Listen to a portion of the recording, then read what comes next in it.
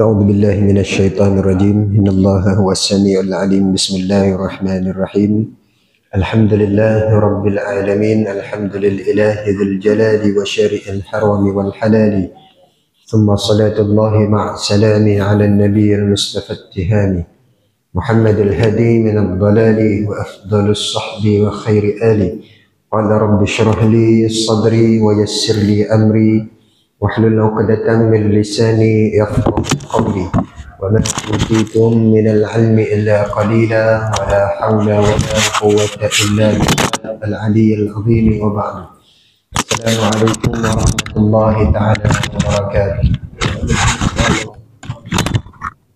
Namanya kita niat i'tikaf bagi yang masih belum berniat. Nawaitul i'tikafa fi hadzal masjid sunnatan lillahi ta'ala. Sahaja aku beriktikaf di dalam masjid ini sunat kerana Allah Ta'ala. Yang saya mulakan tuan-tuan imam, tuan pengerusi serta jawatan kuasa, tuan-tuan haji,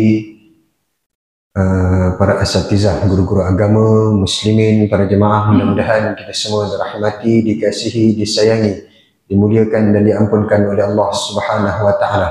Alhamdulillah, kita rafa'kan setinggi kesyukuran kepada Allah Subhanahu wa Ta'ala mempertemukan kita pada malam ini di dalam rumah Allah, sama-sama kita melakukan ketaatan dan ibadah.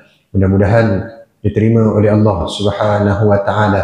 Rabbana taqabbal minna, ya Allah Kau terimalah daripada kami ya Allah salatana, sembahyang yang kami dirikan, wa siyamana, puasa kami, wa ta'abbudana, segala ibadah yang kami dirikan ya Allah, wa takhasyu'ana, khusyuknya kami dalam melakukan ketaatan, wa tadarru'ana, tunduknya kami kepadamu ya Allah, wa tammin taqsirana, sempurnakan segala kekurangan, kecacatan yang terdapat dalam ibadah yang kami lakukan ya Allah. Innaka antas sami'ul alim, sesungguhnya Engkau Maha mendengar doa permohonan kami. Innaka antal alim, sesungguhnya Engkau Maha mengetahui, Maha mengenali kelemahan diri kami ini ya Allah. Wa tub alaina, dan kami bertaubat kepadamu ya Allah. Kami kembali kepada fitrah asal kejadian kami ya Allah. Innaka antat tawwabur rahim, sesungguhnya Engkau Maha penerima taubat. Innaka antar rahim, sesungguhnya Engkau Maha penyayang. Amin ya rabbal alamin.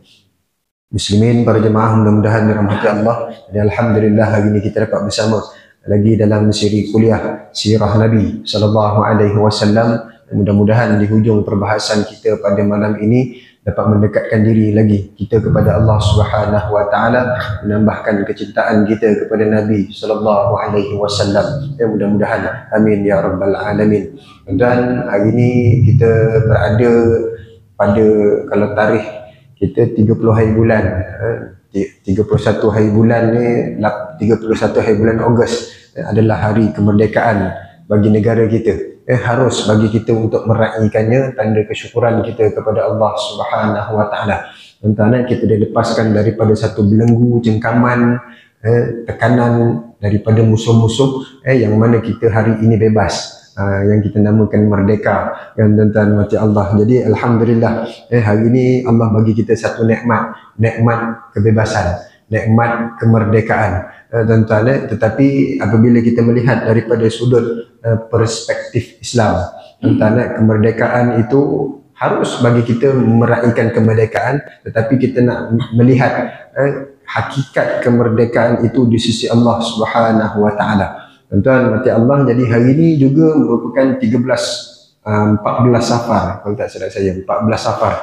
Tuan-tuan, masih lagi Nabi SAW belum lagi hijrah. Tuan-tuan, kalau kita tengok, kita meraihkan yang lepas ma'al hijrah. Tuan-tuan, ma'al hijrah bulan Muharram, maka kita pada hari ini 14 Safar, Nabi belum hijrah lagi. Nabi hijrah pada 2 Rabiul Awal. Beberapa hari lagi lah tuan-tuan, mungkin dalam setengah bulan lagi barulah peristiwa hijrah itu berlaku. Tuan-tuan mati Allah. Jadi kita dah habis dah pada perbahasan kita dakwah Nabi SAW di kota Taif. Tuan-tuan, kalau kita ingat lagi tuan-tuan, kita bicara tentang kota Taif secara detail, tuan-tuan, sehingga Nabi dalam perjalanan pergi 10 hari Nabi berada di Taif. Kemudian perjalanan balik Nabi daripada Taif, perjalanan ini sangat panjang yang kita bincangkan, saya kira lebih hampir 2 tahun. Dan kalau kita tengok dalam kita punya saya tengok dalam catatan saya, lama dah setahun lebih lah tuan-tuan kita bahaskan cerita tentang Taif. Jadi hari ini kita nak pindah daripada kota Madinah, kota Mekah tuan-tuan. Taif ni di kota Mekah tuan-tuan. Pada episod yang pertama Nabi SAW di kota Mekah, maka hari ini kita habis pada Taif dan kita pindah pula ke episod kedua. Tuan-tuan, hari ini kita pindah ke episod kedua di Madinah. Di Madinah, jadi kita pindah-pindah. Tuan-tuan, kitab ni tuan-tuan dia tebal. Tuan-tuan, kalau kita baca daripada depan, tuan-tuan kita baca satu muka surat kita bahas, kita tak akan jumpa peperangan.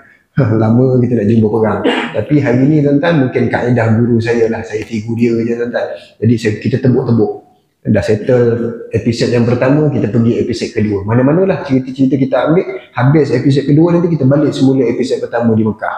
Kita cerita pula tentang Mekah. Kemudian dah habis nanti satu part daripada Mekah, kita pergi pula ke Madinah. Kita ambil lagi satu peperangan ataupun kisah-kisah. Tuan-tuan, maka kita boleh adun tuan-tuan berdasarkan timeline yang kita bahaskan sebelum ni. Jadi itu matlamat kita. Jadi tuan-tuan mati Allah, maka bila Nabi berpindah ke Madinah dalam peristiwa hijrah, Nabi menemui musuh lain. Tuan-tuan, ingatkan dah pergi ke Madinah, dah merdeka. Tak, belum lagi tuan-tuan. Ingatkan daripada Mekah tadi terbelenggu, tuan-tuan, dijajah. Hidup Nabi dijajah, hidup para sahabat dijajah tuan-tuan. Nak berseronok walanabluwannakum bi khauf walanabluwannakum bi syai'in minal khauf. Nabi duduk di negaranya sendiri, tempat kelahirannya sendiri. Nabi dijajah tuan-tuan. Dengan rasa apa? Rasa takut. Sahabat-sahabat takut, kena seksa. Bilal bin Rabah kena seksa kan, Khabbab ibn Arad kena seksa. Ketakutan, khauf wal ju', kelaparan. Duduk dekat parit kasih, kita kelaparan. Kan sedih tu tuan-tuan. Duduk dekat negara kita sendiri, tempat lahir kita, tapi kita rasa takut, kita rasa lapar. Kita tak ada hak apa-apa ke atas muka bumi kita. Walanabluwannakum bi syai'in minal khauf, takut, wal ju' wa naqsin minal amwal, harta-harta habis kena rampas. Harta-harta ni tuan-tuan kerana apa? Kerana akidah. Kerana berlainan akidah. Nak jaga Islam tu, kita nak laksanakan Islam, maka mereka kurang harta. Wal anfus, ada yang nyawa pun terbang. Sumayyah, kalau kita tengok Ammar jadi anak yatim piatu dalam satu hari je, matinya ayah di depan mata dia, maknya meninggal, tuan-tuan, syahid Sumayyah depan mata Ammar. Wal anfus, kehilangan nyawa tuan-tuan. Di mana? Di tempat kelahiran dia sendiri. Subhanallah tuan-tuan. Wa naqsin minal amwal wal anfus was samarat. Was samarat ni Allah sebut buah-buahan. Buah-buahan, tapi sebenarnya di sebalik daripada buah-buahan ni kenikmatan. Kalau sebelum ni kita boleh mengeteh, kita boleh beraya, berjiran dan sebagainya, tapi wasamarat ni dah tak ada dah tuan-tuan. Kenikmatan dalam kehidupan bermasyarakat dah tak ada dah tuan-tuan. Jadi orang-orang Islam ketika di Mekah, mereka dijajah tuan-tuan, mereka dijajah sehinggalah berlakunya peristiwa hijrah. Ingatkan pergi hijrah ke Madinah tuan-tuan, kalau kita sebut Mus'ab bin Umair, sebelum ni dia dah sebut dah, kalaulah engkau mengetuk setiap pintu-pintu di rumah-rumah Madinah ini, di Yathrib ni, kamu akan dapati setiap rumah-rumah di Yathrib ini akan ada orang yang telah Islam. Maknanya Nabi belum hijrah tuan-tuan. Nabi belum hijrah lagi ni. Berkat daripada perjanjian Aqabah pada tahun ke-12 kenabian, hinggalah perjanjian Aqabah yang kedua, maka dihantarnya pendakwah-pendakwah untuk berdakwah dekat Madinah. Dah Islam dah Madinah. Nabi tak pergi lagi ni tuan-tuan. Maka hati Nabi SAW bila menyebutkan ramai yang telah Islam, Nabi nak pergi ke Madinah. Maka Nabi pergi Madinah. Nabi hijrah ke Madinah. Adakah telah merdeka? Tidak tuan-tuan. Maka apabila merdeka, datang lagi dugaan musuh Nabi SAW. Kalau di Mekah ada musyrikin, ada Abu Jahal, Abu Lahab, Abu Labi and the gang. Tapi tuan-tuan bila pindah ke Madinah, tuan-tuan bertambah 5 sayap musuh Nabi SAW. Musuh utama Quraisy. Ini memang orang Mekah. Quraisy Mekah. Tuan-tuan, Quraisy, orang-orang jahiliah, orang-orang musyrikin Mekah. Ini musuh utama Nabi. Bila Nabi sampai ke Madinah, ada satu lagi musuh Nabi terbaru.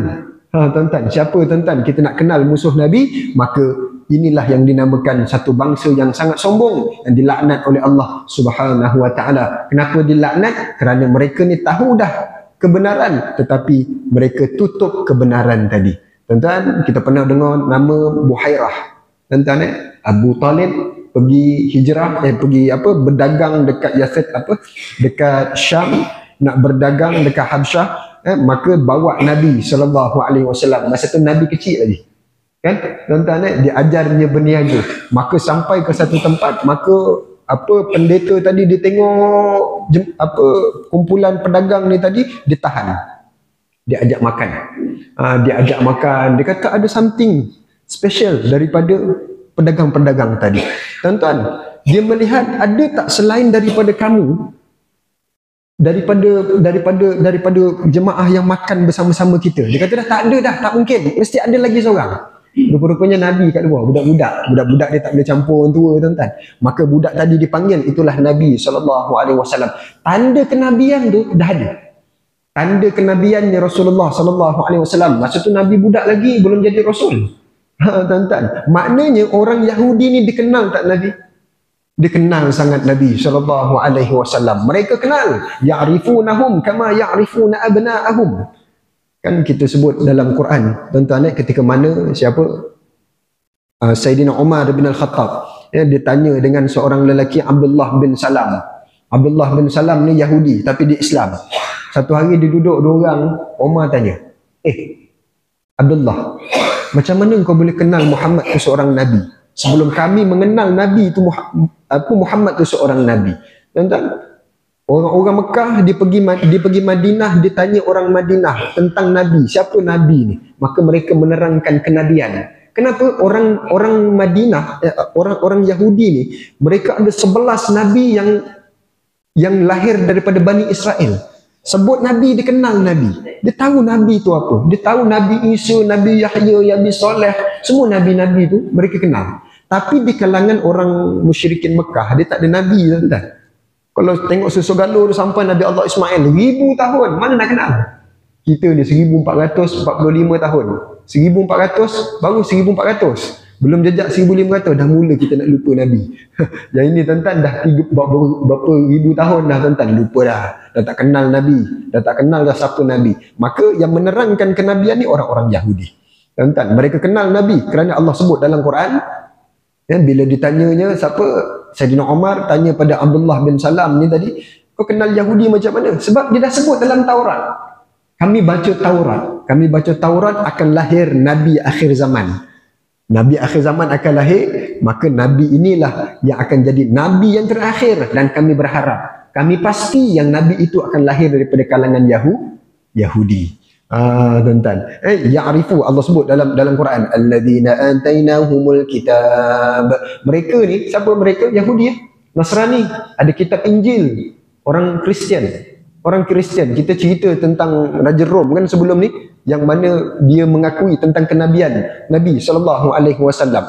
Orang Yahudi ni, ahlul kitab ni, orang-orang Nasrani ni, ya'rifunahum kama ya'rifuna abna'ahum. Didatangkan kepada mereka kitab dan mereka ni mengenali Nabi ni seperti mana lebih daripada mereka mengenali anak-anak mereka sendiri. Subhanallah. Tuan-tuan, mereka kenal, mereka tahu itu Nabi, tetapi wa inna fariqam minhum, tetapi disebabkan Nabi yang lahir itu bukan daripada kalangan mereka, maka mereka tolak.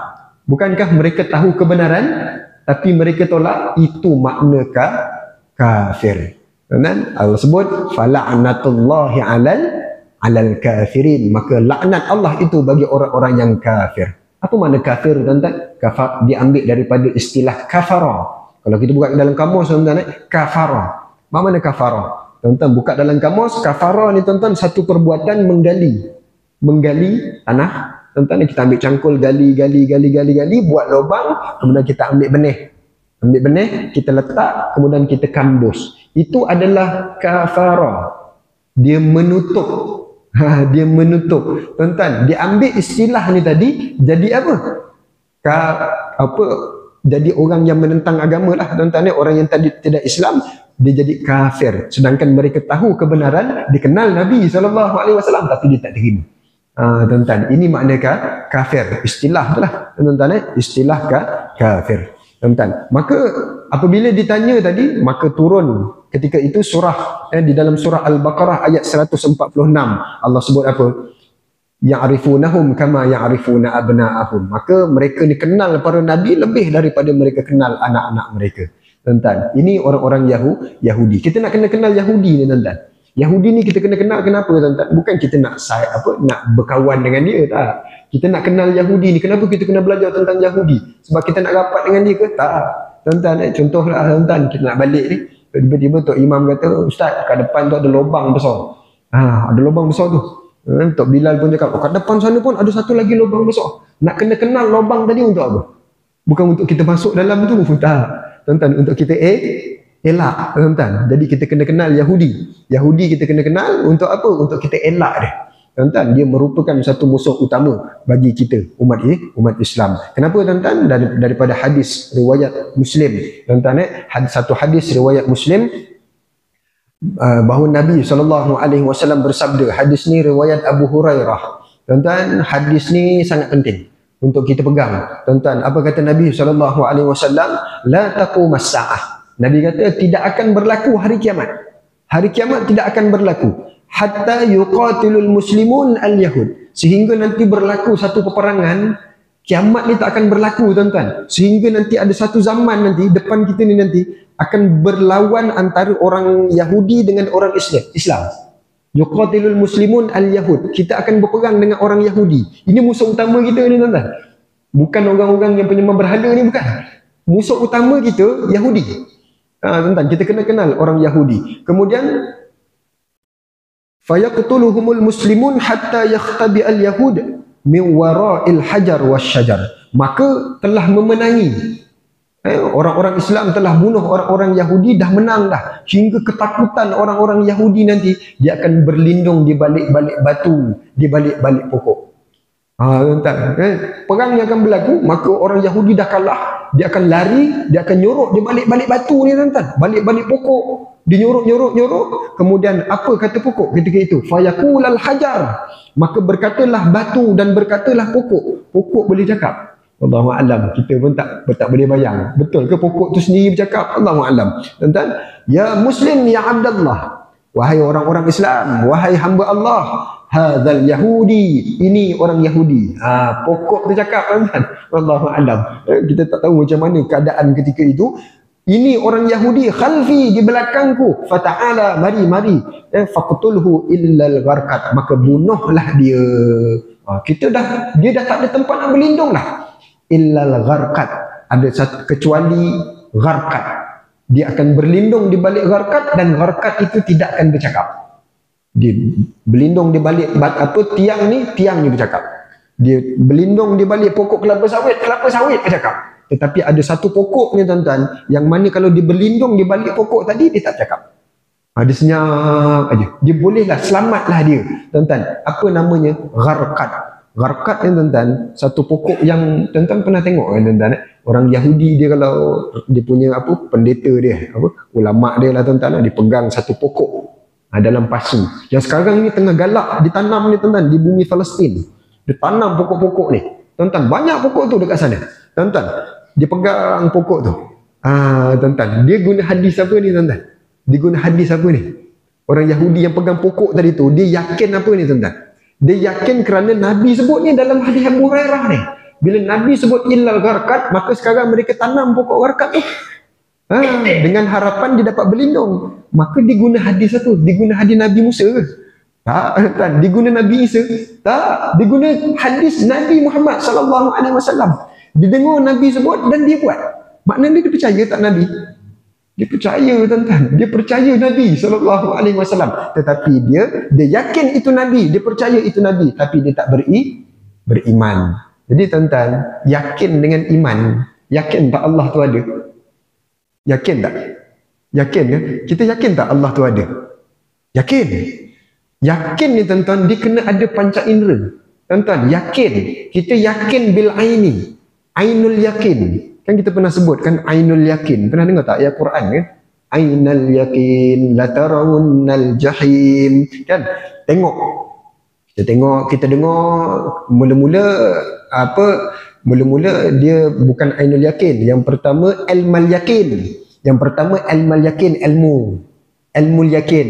Maka kita yakin kerana apa? Kita ada ilmu. Kan? Tuan-tuan, kalau kita syurga neraka, tuan-tuan tahu syurga neraka? Syurga neraka, tuan-tuan yakin tak ada syurga neraka? Yakin? Nampak? Nampak ke? Tak nampak. Itu namanya ilmal yakin. Hebatnya kita ni dengan ilmu je kita dah yakin dah.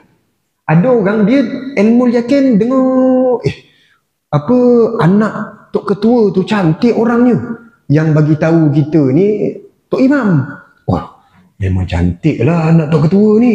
Ilmal yakin. Yakin lah. Sebab yang bagi tahu tu Tok Imam. Takkan dia nak bohong. Cantik anak dia. Kemudian satu hari tu pergi rumah Tok Ketua. Tengok-tengok anak dia bawa air.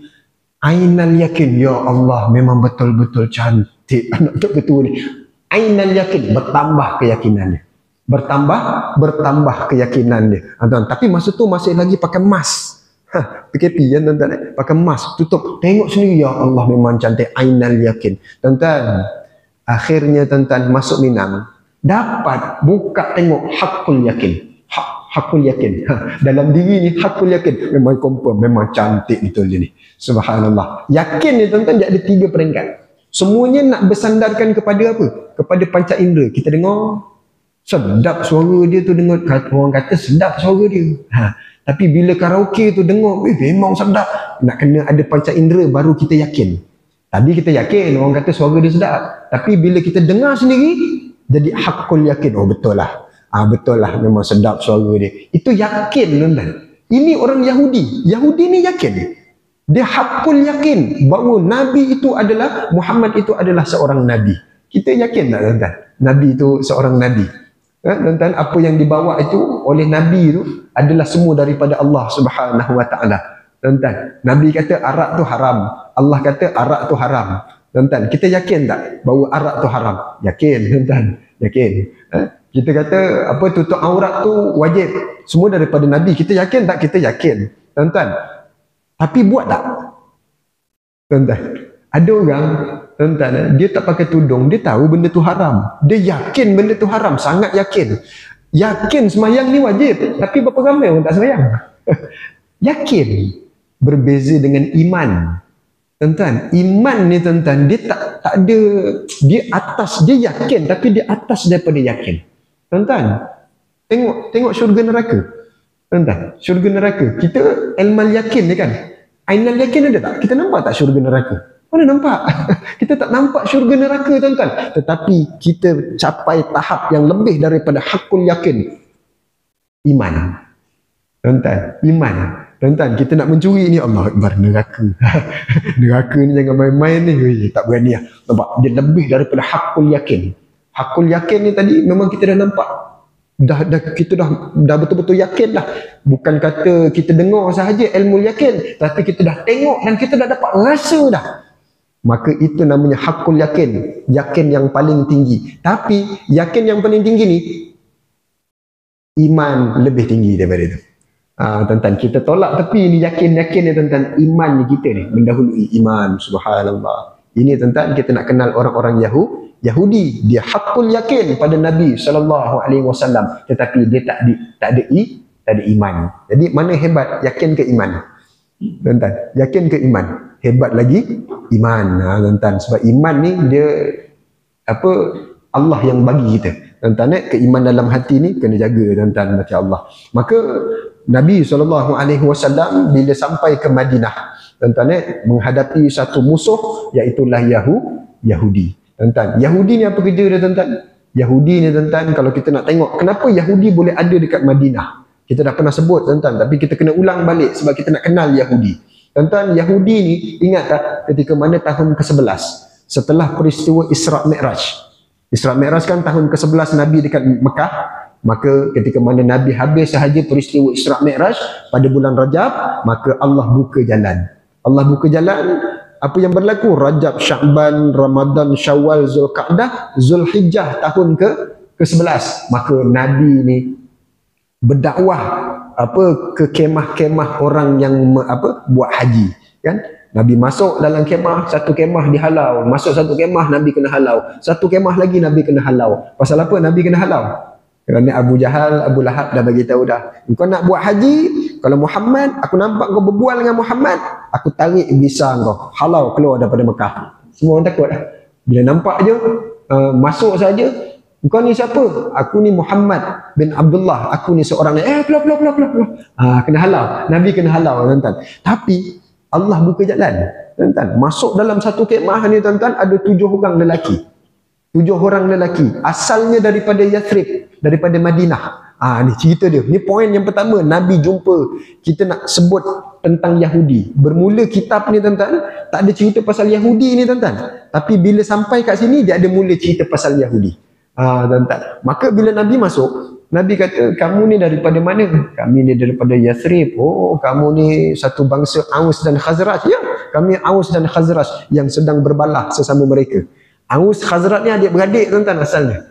Orang Madinah, tuan-tuan, bumi putera Madinah. Dia adik-beradik asalnya. Tetapi kerana perbalahan apa benda lah, tuan-tuan, jawatan dan sebagainya, maka mereka berpecah sehingga mereka ni berperang, berbunuh. Ni bangsa Yathrib, tuan-tuan. Maka Nabi pun kata, oh, kamu ni lah yang bersekutu dengan Yahudi. Ya, kami kenal. Oh, kau kenal kami? Ya, aku kenal kamu. Orang-orang Yathrib. Siapa engkau? Maka dia, tuan-tuan, bila ditanya siapa engkau, maka apa kata Nabi SAW? Aku ni Muhammad bin Abdullah. Aku ni seorang Nabi. Terperanjat. 7 orang yang dalam kemah tadi terperanjat tengok. Nabi. Kenapa dia terperanjat, tuan-tuan? Kenapa yang 7 orang dalam yang tadi-tadi tu semua tak terperanjat? Tapi yang Yathrib ni, orang Yathrib, bila dia kata engkau Nabi. Betul ke engkau ni Nabi? Maka, tuan-tuan, kenapa? Kita nak tahu kenapa. Kerana, tuan-tuan, mereka ni dekat Yathrib, mereka ni satu bangsa tetapi mereka bergaduh. Macam kita lah, orang Melayu. Orang Melayu. Kita satu bangsa tapi kadang-kadang berperang. Kau hijau, kau biru, kau oren. Kita berperang sama kita. Maju tak kita? Maju tak kita? Tak maju. Tak maju. Tuan-tuan, kita takkan maju, kita takkan bersatu. Tuan-tuan, kenapa?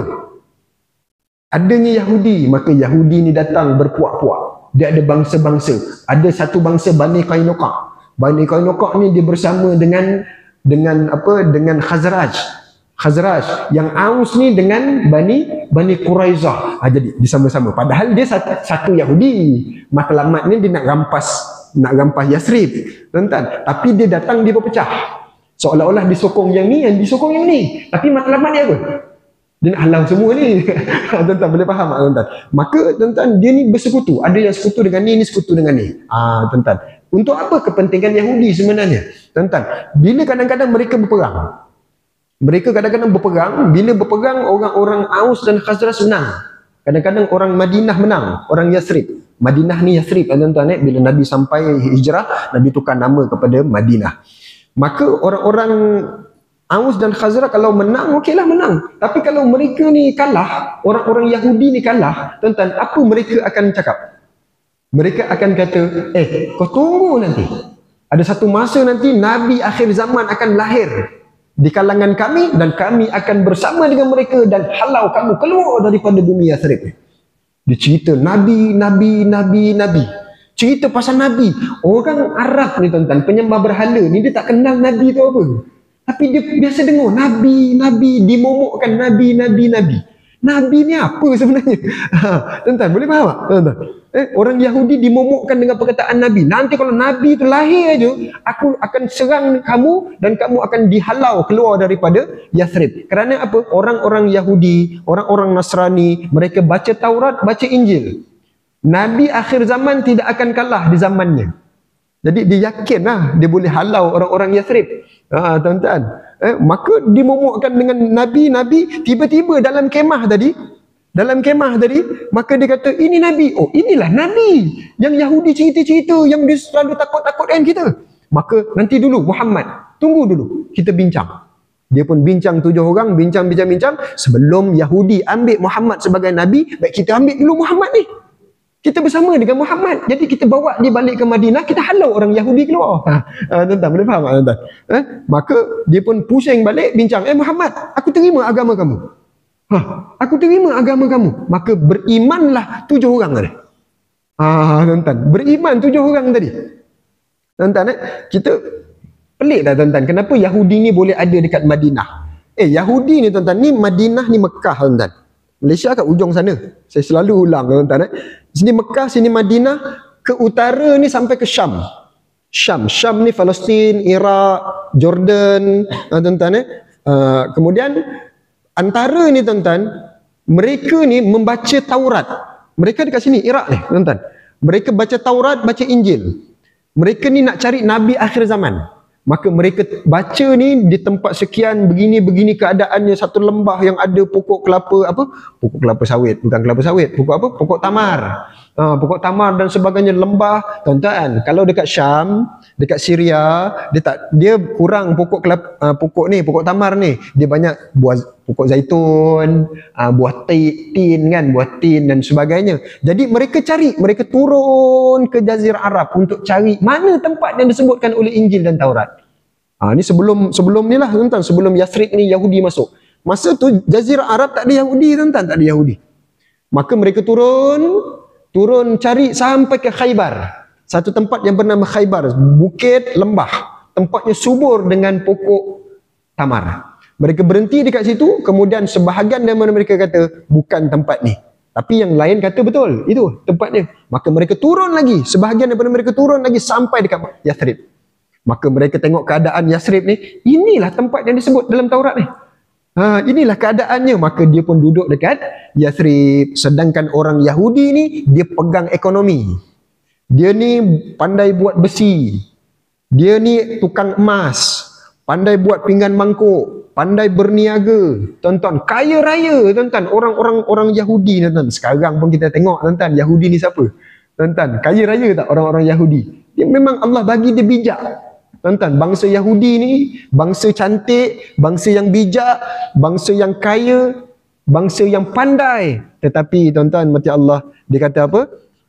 Bismillahirrahmanirrahim. Alhamdulillah wassalatu wassalamu ala Rasulillah wa ala alihi wa sahbihi wa man walah. Muslimin yang dirahmati Allah. Tuan-tuan, Yahudi. Kita cerita sampai mana tadi? Tuan-tuan, dia lupa. Tuan-tuan, orang-orang Yahudi ni tuan-tuan, dia berada di Madinah. Tuan-tuan, tadi kita sebut cerita pasal apa? Sampai mana tadi tuan-tuan? Jadi orang Yahudi diturun daripada Syam sampailah di Yathrib. Tuan-tuan, mereka ni orang yang pandai, yang bijak, yang kaya, segala kelebihan Allah bagi pada Yahudi sehingga mereka sombong. Tuan-tuan, sehingga mereka sombong, sehingga kan banyaknya nabi semua daripada Bani Israel, bukan bangsa lain. Dia semua daripada Bani Israel. Sehingga kan Nabi lahirkan, nabi-nabi ni di kalangan Bani Israel semua. Tetapi Allah nak uji dia. Lahirnya Nabi yang akhir zaman ni di kalangan orang Arab yang tak ada nama, tak siapa-siapa punya bangsa. Gitulah tuan-tuan. Maka mereka tak terima Nabi SAW sebagai Nabi kan? Ni tuan-tuan Kalau kita tengok tuan-tuan, inilah punca kepada Abu Lahab. Kenapa dia tak terima Islam? Kenapa Yahudi tak terima Islam? Tuan-tuan, kerana mereka sombong, cinta harta, cinta dengan pangkat. Jadi sampai dia tak terima Islam. Tuan-tuan, Abu Lahab, kenapa dia tak terima Islam? Abu Lahab orang yang handsome tuan-tuan, sangat cantik dia ni, sehingga digelar Abu Lahab, api berwarna biru. Cantiknya Abu Lahab. Handsome lah tuan-tuan, lelaki ni kan nak handsome. Tengok cermin, handsome juga aku kan. Gitulah tuan-tuan. Abu Lahab dia ada tu. Dia nak isteri cantik. Cantiknya Urwah bintu Harb tuan-tuan. Isteri Abu Lahab ni tuan-tuan, Abul Uzza ni. Dia orang tak panggil dia Urwah. Dia tak panggil nama betul. Dia panggil Ummu Jamil, mak cantik. Ibu kepada kecantikan, mak kau cantik.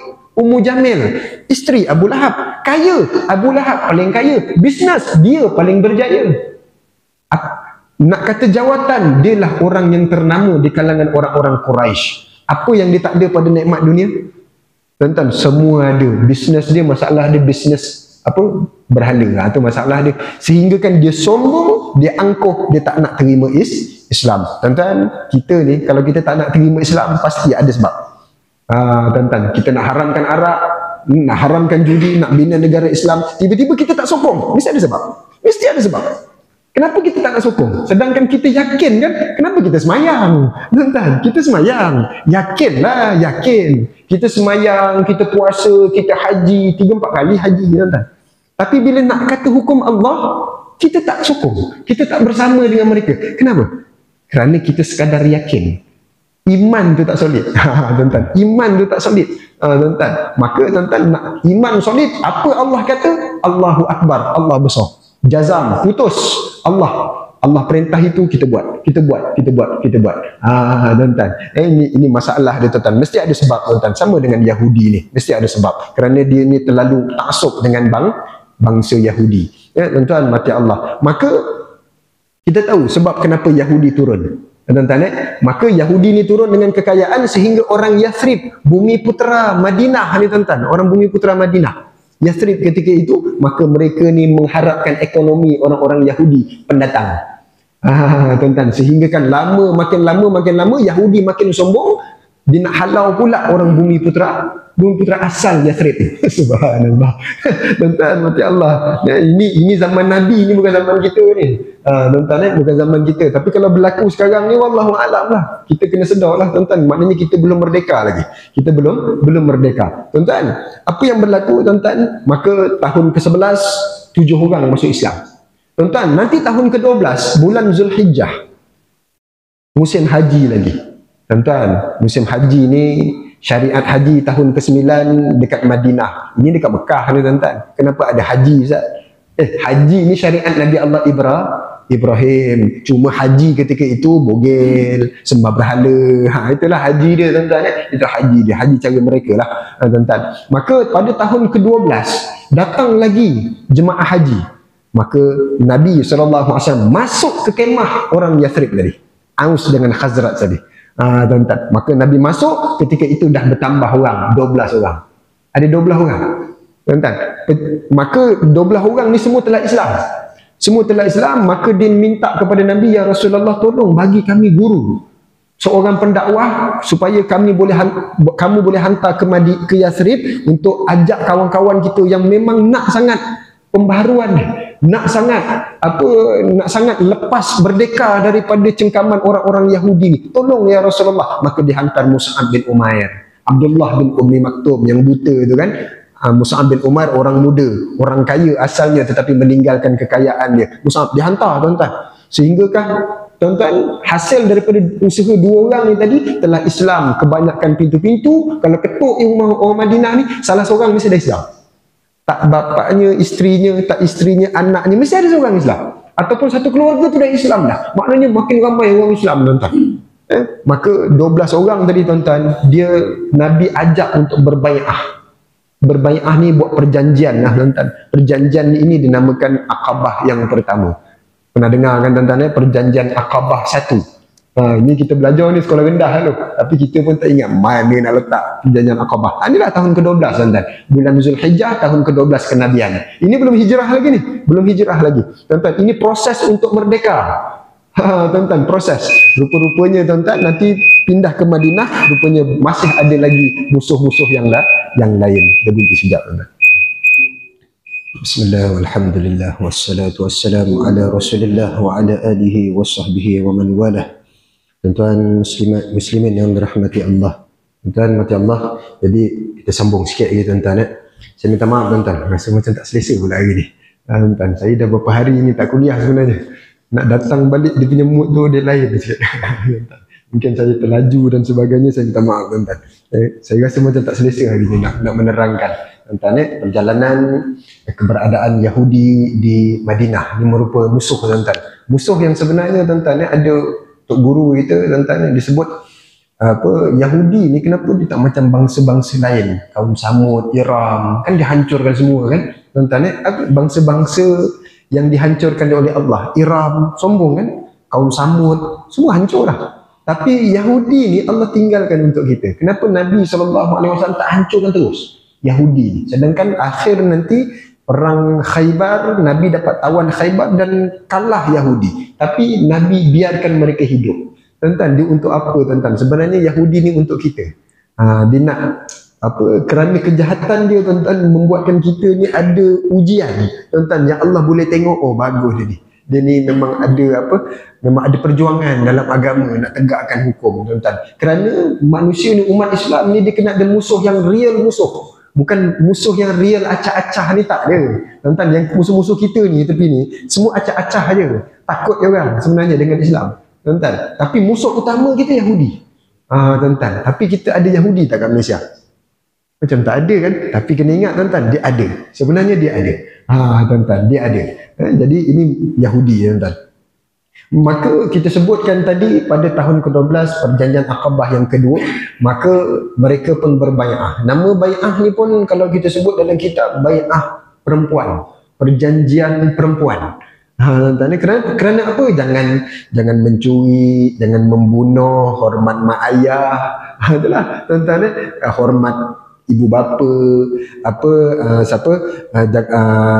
hormat jiran. Ini perjanjian kecil-kecil je, simple-simple. Ni Aqabah pertama. Perjanjian Aqabah yang pertama dia simple-simple sahaja. Maka tuan-tuan, nanti tahun ke-13, tahun terakhir Nabi di Mekah tuan-tuan sebelum hijrah, pada bulan Zulhijjah, tuan-tuan, datang lagi 72 orang Yathrib. Dah tadi 5 orang kan, 7 orang kan, kemudian naik 12 orang tahun ke-12. Tahun ke-13 ni datang 72 orang. Orang-orang daripada Yathrib, mereka ni ajak Nabi SAW untuk berbai'ah. Ini betul-betul perjanjian ni.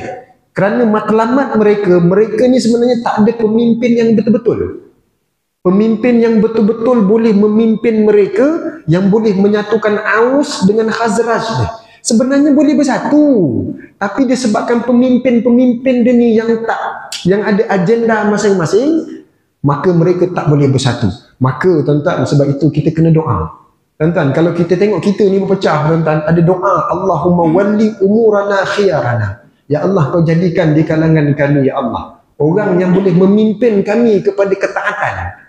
Tuan-tuan, kita ada pemimpin yang boleh membawa kita kepada kemakmuran, perpaduan.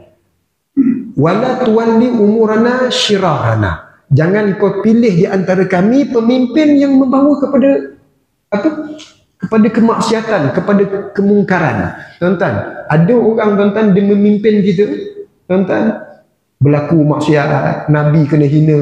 Ini pemimpin yang kita tak nak, tuan-tuan. Kita nak pemimpin yang boleh memimpin kita kepada takutkan Allah. Kita kena cari pemimpin macam ni, tuan-tuan. Jadi ini yang Nabi ajar, tuan-tuan. Maka pada tahun ke-13, mereka ajak berbai'ah lagi. Ya Rasulullah, tuan-tuan, jom kita pergi Madinah. Aku nak ajak di bumi kau sendiri, orang tak terima kau, ya Rasulullah. Tetapi di Madinah kami bersedia menerima kamu, ya Rasulullah. Maka jom kita pergi Madinah. Tapi Nabi nak. Nabi tak nak. Tak ada jaminan. Jaminan apa? Dekat bumi aku sendiri, aku dihina begini. Nabi bukan tak tahu kat sana ada orang Yahudi. Nabi tahu lagi teruk. Tapi apa kata mereka? Kami berbai'ah dengan kamu, maka berlakulah perjanjian yang kedua, tuan-tuan. Perjanjian Aqabah yang kedua. Ini tahun ke-13. Berlaku perjanjian Aqabah yang kedua. Maka antara isi perjanjian yang paling penting ni, tuan-tuan, kami menyayangi kamu lebih daripada kami sayang isteri, keluarga, anak-anak kami dan diri kami sendiri. Wah, subhanallah. Ini perjanjian dia. Kami menyayangi kamu, kami melindungi kamu lebih daripada kami menyayangi diri sendiri, anak-anak dan isteri kami, keluarga kami sendiri. Tuan-tuan, apa maksud dia? Apa maksud dia? Kalaulah tuan-tuan ada Nabi, ada isteri dia, tiba-tiba ada kereta lalu, siapa kita nak selamatkan dulu? Siapa nak selamatkan dulu? Kalau kita, dia selamatkan isteri kita, betul tak? Tok Imam dengan isteri kita, mana kita nak selamatkan dulu? Nak selamatkan Tok Imam? Tuan-tuan, kita selamatkan bini kita dulu. Kita selamatkan anak kita dulu. Tapi ikut perjanjian ini, kami akan selamatkan kamu dulu. Keutamaan pada diri Rasulullah SAW. Maka berbai'ahlah 72 daripada sahabat tadi. Maka tuan-tuan, sebab inilah kuatnya hati Nabi SAW, sehingga Allah dah tahu dah, Allah yang susun cerita tadi, tuan-tuan. Maka disitulah Allah perintahkan wajib hijrah. Wajib hijrah. Cari kemerdekaan. Rupa-rupanya, tuan-tuan, bila sampai ke Madinah, ramai memang orang Aus dan Khazraj, Nabi satukan mereka. Nampak? Seorang pemimpin yang hebat, yang berdasarkan Islam, maka dia boleh menyatukan Aus dan Khazraj yang bermusuh, yang berbunuh. Kita ni sampai bunuh. Kita tak sampai bunuh-bunuh, tuan-tuan. Kita tak sampai bunuh-bunuh. Kita nak ada satu pemimpin ni, tuan-tuan, yang betul-betul boleh menyatukan kita atas nama Islam. Maka kita boleh bersatu sebenarnya. Sebab tuan-tuan, menurut Allah. Maka bila bersatu sahaja Aus dan Khazraj, maka jadilah dia sebagai Ansar. Ini Ansar. Tuan-tuan, bila datang pula orang Mekah, Muhajirin, maka dipersaudarakan antara Muhajirin dan Ansar, bersaudara. Ini yang pertama Nabi buat untuk apa? Untuk capai kemerdekaan. Tuan-tuan, ini yang pertama. Habis orang Yahudi di tanah Islam kan? Piagam Madinah. Piagam Madinah, kontrak sosial. Tuan-tuan, ada perjanjian. Tuan-tuan, tulis perjanjian. Jangan langgar. Jangan langgar. Tuan-tuan, hari ini tuan-tuan, kita nak masuk kepada satu peperangan yang namanya peperangan Bani Qainuqa. Peperangan Bani Qainuqa. Antara satu bangsa Yahudi yang paling sombong. Yang paling sombong di Madinah. Dia ada 3, tuan-tuan. Yahudi ni ada 3. Satu Bani Qainuqa, Bani Nadir dengan Bani Quraizah. 3 ni. Antara 3 Bani Yahudi ni tuan-tuan, yang paling kuat, yang paling kaya, yang paling pandai, yang paling bijak, yang paling sombong, Bani Qainuqa. Tuan-tuan, sehingga nanti dia membatalkan perjanjian perjanjian Piagam Madinah tahun kedua. Tahun pertama tadi kan Nabi dah persaudarakan Aus Khazraj jadi Ansar. Muhajir datang dipersaudarakan, bersaudaralah mereka jadi orang Islam. Kemudian orang-orang Yahudi macam mana? Perjanjian Piagam Madinah. Tak boleh ini, kena duduk bawah Rasulullah. Orang Yahudi terima tak Piagam Madinah? Terima. Bagilah Muhammad jadi pemimpin. Dia Nabi, dia mesti adil. Dia akan uruskan segala masalah kita. Dia percaya itu Nabi. Dia percaya Islam tu. Dia percaya kerana Islam ni memang mengamalkan keadilan, kemakmuran dan sebagainya. Tapi disebabkan dia ni ada agenda dia sendiri, sakit hati dan sebagainya, maka dia tak nak Islam. Tuan-tuan, maka orang Yahudi ada Piagam Madinah. Kena duduk bawah pemerintahan Nabi SAW. Kalau Madinah kena serang, kau kena bantu. Kalau engkau kena serang, kami akan bantu. Itu Piagam Madinah. Tuan-tuan, tetapi tuan-tuan, orang Yahudi ni tuan-tuan, selama mana dia ada berada di Piagam Madinah, kerja dia tuan-tuan, kalau dalam kitab ni dia mula dengan provokasi. Kerja dia provokasi je tuan-tuan. Antara contoh yang diberi tuan-tuan, kalau ada barang lah, contoh saya ada minyak, abang ada minyak. Tuan-tuan, kemudian kita ni orang Islam, tetapi ada orang yang bukan Islam, Yahudi ni tuan-tuan, dia ada barang minyak juga. Maka pasar dia, memang pasar dia lah. Kita punya minyak kat belakang. Minyak dia kat depan. Minyak kita letak harga sampai 40 mahal tuan-tuan. Tapi harga minyak ni semua murah-murah. Provokasi. Kerja dia provok. Tapi Nabi bersabar, tahan. Rasa nak marah tapi kena sabar. Tuan-tuan. Maka ini kerja dia. Tuan-tuan, sehingga tuan-tuan pada satu ketika hadis riwayat Ibnu Abbas berlaku provokasi melampau oleh orang-orang Yahudi. Tuan-tuan, maka Nabi isytiharkan perang. Ni perang ni tuan-tuan, perang yang kedua dalam sejarah Islam. Yang pertama perang Badar, tuan-tuan, dengan orang Quraisy. Balik daripada Badar, perang Bani Qainuqa. Tuan-tuan, nanti tahun ketiga perang Uhud. Return perang Badar, tak puas hati kan? Orang Quraisy tak puas hati pasal ramai yang mati. 15 orang pemimpin mereka mati. Antaranya Abu Jahal. Tuan-tuan, Utbah ibn Rabi'ah, Syaibah, semua mati. Dia return nanti tahun ketiga perang Uhud. Lepas perang Uhud, satu lagi perang Bani Nadir, perang dengan Yahudi. Boleh faham tuan-tuan? Nanti tahun kelima ada satu lagi perang besar yang namanya perang Ahzab. Pernah dengar kan perang Ahzab? Wahzamal ahzab wahda. Lepas perang Ahzab ada satu lagi perang dengan Yahudi, perang Bani Quraizah. Tuan-tuan, kalau saya sebut peperangan tadi lepas ni, tuan-tuan kenal tak Yahudi ni siapa? Kenal tak Yahudi ni siapa? Dia kaki provok. Dia kaki memecah belahkan orang. Tuan-tuan, mungkin dia tak ada kat Malaysia, mungkin dia tak ada kat negara kita, tapi dia sponsor, dia bagi duit. Perasan tak kita ni? Kita mungkin perasan, tapi kita tak nak. Tetap hati kita tak nak Islam juga. Pelik tak tuan-tuan? Kalau kita masih lagi tak nak Islam bersama dengan pimpinan ulama, tuan-tuan, tepuk dada tanya iman. iman ni ada tak? Yakin, memang yakin kita sembahyang, Allah yakin, kita yakin. Tapi iman tu ada tak? Maknanya ada something dalam diri kita yang membuatkan kita ni tak nak melaksanakan apa yang diperintahkan oleh Allah Subhanahu wa taala. Tuan-tuan, maknanya kita belum lagi merdeka. Yang kita sangkakan kita dah merdeka, rupanya kita masih dijajah. Dengan apa, tuan-tuan? Yahudi bagi kita ni. Ni Yahudi bagi kita ni.